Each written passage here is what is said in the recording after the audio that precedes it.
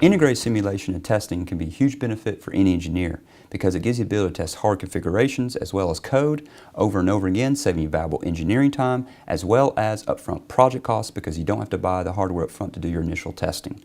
Let me show you how easy they can be. As you can see here in my project, I already have an S7 1500 controller configured, and I do have some blocks, of course. I have a function block right here that has some structure in it, and the main program has already got some calling going on from my overall program. This is what I want to do the testing of. Well, the first step would be I come over here to my PGPC interface.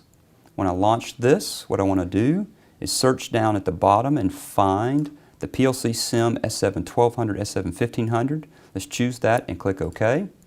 And then it's going to say, hey, you're going to go S7 online with this particular interface. Say OK again. Now that I've made that connection, what I want to do is actually give focus to the CPU and click on the Start Simulation icon right here. Now we'll get a pop-up box that says the starting the simulation will disable other online interfaces. That's okay. So now we're actually going to launch the simulation software, and we have the opportunity to create a new project name. I'm going to accept a default. At this point, he's creating a project container with all the interfaces for this controller. At the same time, the Portal software is actually doing a compilation of all the software and hardware components. That way we can actually load all of that into this simulated controller. Once he is complete, and he is, we can go back to the Portal software, and we see we have the load preview up. I can click on the load button at this point, click Start All, click Finished, and now we have a new simulated controller. If I go to it, he's actually going to go online with it. The way you're going to know that's with orange bars across the top and a couple of green check marks. Once he's completely online, and he is, we can go to the sim tables. Let me double click on the first one.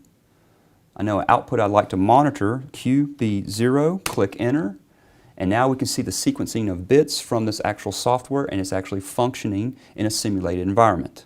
Well, wouldn't it be great if we could tie this to an actual HMI and virtualize the panel with the simulated controller and test out the entire architecture? Well, we can. All I got to do is go to the Portal software again. Let me give focus to the HMI and click on the Start Simulation icon. At this point, we'll get a photorealistic view of our HMI panel on our screens. We've established a connection, and as you can see, I have some test LEDs here at the bottom and a switch so that I can actually do a full test of our system for control.